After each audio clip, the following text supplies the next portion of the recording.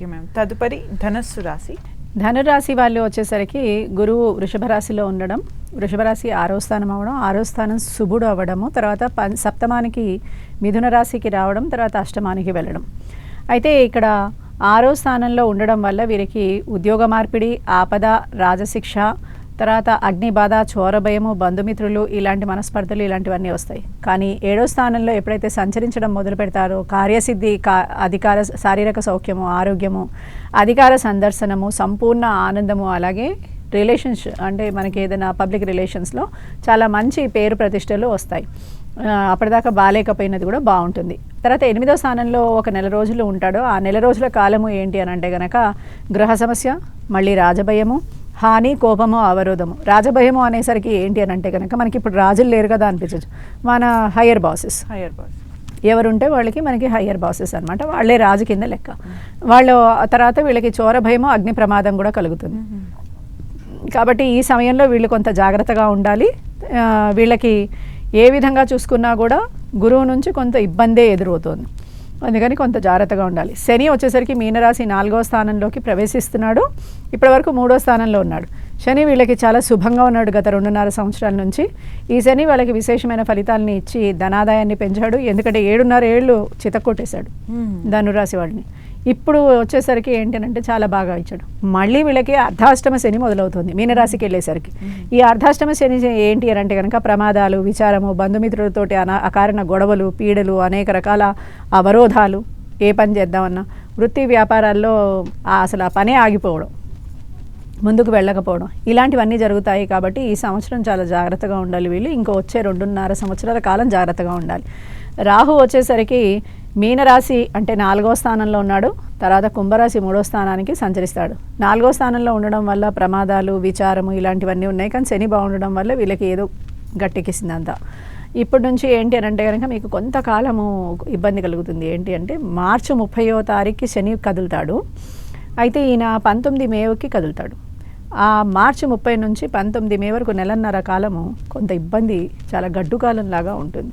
ఆ సమయంలో కొంత జాగ్రత్తగా ఉండాలి. ప్రమాదాలు, విచారము, బంధుపీడ, అనారోగ్యం ఇలాంటివన్నీ కలుగుతాయి. 3వ స్థానానికి రాగానే అక్కడి నుంచి మే నుంచి 19 నుంచి ఏంటంటే కీర్తి, లాభము, ధనాదాయము, శ్రమకు తగ్గ ఫలితము, ప్రయాణ లాభము, అలాగే వ్యవహార సానుకూల్యత సిద్ధిస్తుంది.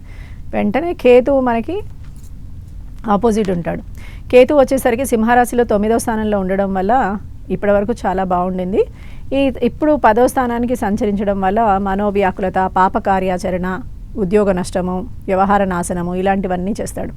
అందుకని ఈయన గురించి వెంకటేశ్వర స్వామి స్తోత్రాన్ని చేయడము, ఆంజనేయ దండకాన్ని నిత్య పారాయణం చేయడం చేస్తే గనక వీరికి కేతువు నుంచి అలాగే శని నుంచి వచ్చే పీడ తొలగుతుంది. నెక్స్ట్ మకర రాశి. మకర రాశి వచ్చేసరికి మనకి ఏంటి అని అంటే కనుక గురువు వీరికి 5వ స్థానంలో వృషభ రాశిలో ఉన్నాడు ప్రస్తుతానికి. తర్వాత 6వ స్థానానికి వెళ్తాడు. ఆ తర్వాత 7వ స్థానానికి వెళ్తాడు. అయితే వీరికి 5వ స్థానంలో ఉన్న సమయంలో మనోవాంఛలు, ఏ కోరికలు ఉంటే అవన్నీ సిద్ధిస్తాయి. దైవానుగ్రహం ప్రాప్తిస్తుంది, ఐశ్వర్యం ప్రాప్తిస్తుంది. రాజుల నుంచి అంటే మన హయ్యర్ బాసెస్ నుంచి మంచి విశేషంగా మనల్ని ఆదరించడం జరుగుతుంది, ఫెలిసిటేషన్స్ జరుగుతాయి.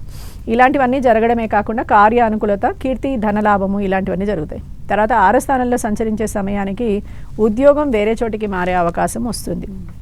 అలాగే ఆపదలు, రాజశిక్ష, అగ్ని బాధ, చోర భయము, బంధుమిత్రులతో స్పర్ధలు. కాబట్టి ఈ సమయంలో వచ్చే 1 సంవత్సర కాలము గురువు విషయంలో జాగ్రత్తగా ఉండాలి. 7వ స్థానంలో సంచరించడం వల్ల వీళ్ళకి ఏంటంటే కార్యసిద్ధి, శారీరక సౌఖ్యము, ఆరోగ్యము, అధికార సందర్శనము, సంపూర్ణ ఆనందము, ఇలా వీళ్ళకి ఇదంతా బాగుంటుంది. 6వ స్థానంలో సంచరించే సమయంలో వీళ్ళకి ఉద్యోగ మార్పిడి, ఆపద, రాజశిక్ష, అగ్నిబాధ, చోర భయము, బంధుమిత్రులతో స్పర్ధలు ఇలాంటివి కలుగుతాయి. మనకి శని వచ్చేసరికి 3వ స్థానంలో సంచరించడము, దీనివల్ల ఏంటి అని అంటే కనుక కీర్తి ఎప్పటి నుంచి వీళ్ళకి ఇప్పటి వరకు 2వ స్థానంలో ఉన్నాడు. మార్చి 30వ తారీఖు నుంచి వీళ్ళకి 3వ స్థానానికి వెళ్తాడు. 3వ స్థానానికి వెళ్ళినప్పటి నుంచి 2.5 ఏళ్ళు మకర రాశి వాళ్ళకి శుభం.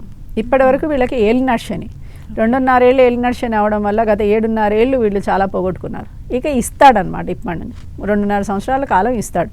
అందుకని ఈ కాలం అంతా ఎలా ఉంటుంది, ఏది ముట్టుకుంటే అది బాగుంటుంది, బంగారం అనమాట. కీర్తి లాభము, ధనాదాయము, శ్రమకు తగ్గ గుర్తింపు, ప్రయాణ లాభము, వ్యవహార సాఫల్యము, అలాగే రైతులకి చాలా బాగుండడము, వాళ్ళకి శ్రమకి తగ్గ ఫలితం రావడము, కర్షకులకి బాగుండడము, ఇలాగా ఏ పని చేసే వాళ్ళకి ఆ పనికి చేసినట్టుగా వాళ్ళకి ఫలితాలు దొరుకుతాయి. రాహు వచ్చేసరికి కుంభరాశిలో ఉన్నాడు, రెండో స్థానంలో సంచారం చేస్తున్నాడు, తర్వాత 3వ స్థానానికి సంచారం చేస్తాడు.